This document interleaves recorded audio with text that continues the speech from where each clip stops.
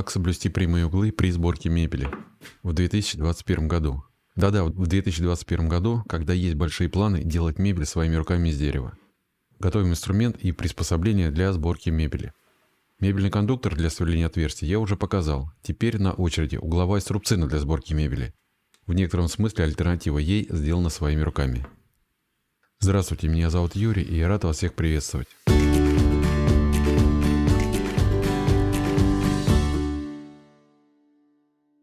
Зрители этого канала уже видели использование вот таких уголков при сборке элементов мебели.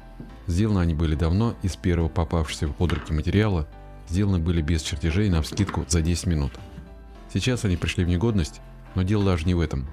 При их использовании выявились определенные недостатки и неудобства, и сейчас при подготовке к подвигам следующего 2021 года есть желание обновить эти приспособления, чтобы потом на них не отвлекаться.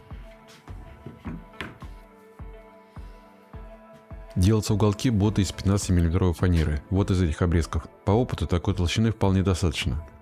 Первым делом проверяем наличие точных 90 градусов хотя бы на одном из углов. Если такой угол есть, это здорово.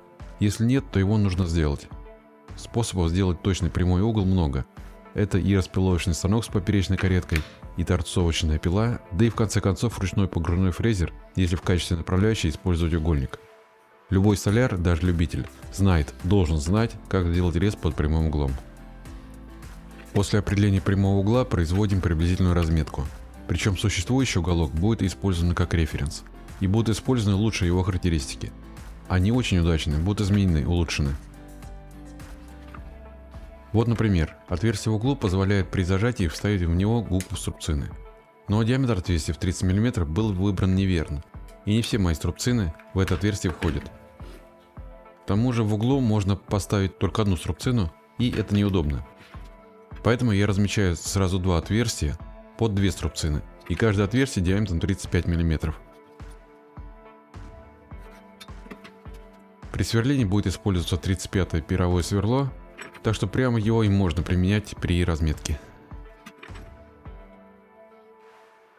Большое количество ступенек в контуре уголка очень хорошо себя зарекомендовало. При зажатии это дает большей степени свободы. А вот скосы под 45 градусов, которые можно встретить на картинках с похожими приспособлениями, как вот на этой, например, мне показались бесполезными. Я не смог найти им применение, хотя, может, я и ошибаюсь. Так что делаем ступеньки. Делать я буду сразу два уголка из двух временно скрепленных заготовок.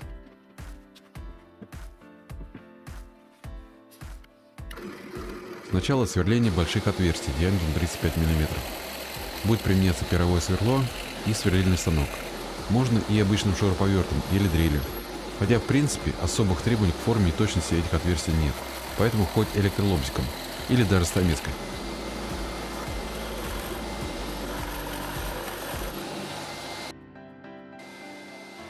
Контур уголка я предполагаю обрезать на ленточной пиле или электролобзиком, пока не решил, поэтому не отходя от сверлильного станка, можно чуть облегчить себе задачу.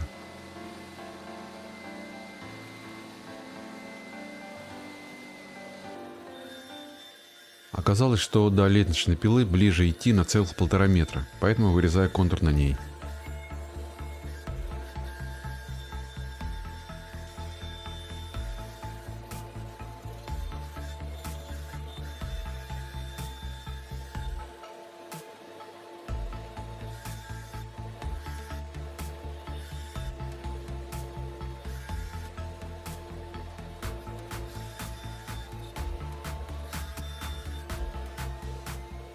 Контур уголка готов. Позабочусь о своих же руках и, чтобы не нахватать в будущем занос, немного поработаю наждачкой.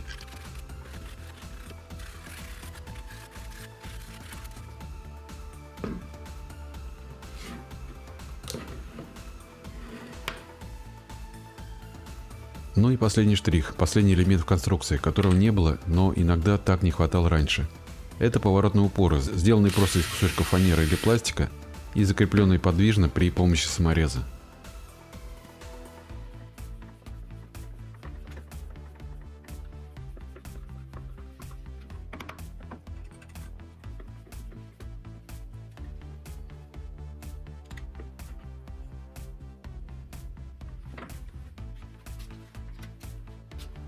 Генеральное испытание. Я возьму два обрезка щитов, на которых демонстрировал возможности кондуктора для присадки отверстий под шканты, и стяну их как бы при склейке, при помощи струбцин и только что сделанного приспособления. Назначение поворотных опор из маленьких кусочков фанеры вот здесь видно наглядно.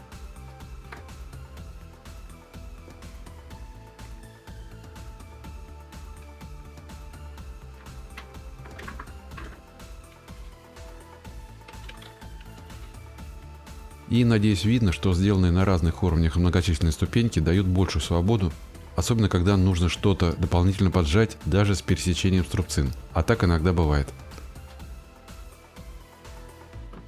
Отдельного внимания заслужит вот такая форма срезанного уголка в основании приспособления. Его размер должен соответствовать диаметру пальца, ведь после нанесения клея и стягивания струбцинами клей выступает, и нужно иметь возможность излишки клея аккуратно удалить. А если палец вставить некуда, как в предыдущей модели, то клей останется, высохнет, и его потом придется удалять другими способами. Вот такое вот очень полезное приспособление. Оно последнее в этом году. С ним во всеоружие можно вступать в новый 2021 год.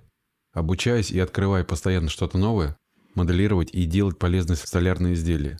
И, что очень важно, делиться полученным опытом и открытиями в своих видео со зрителями, подписчиками канала, получая от них положительные, а иногда и отрицательные оценки, полезные, а иногда и не очень, советы и пожелания.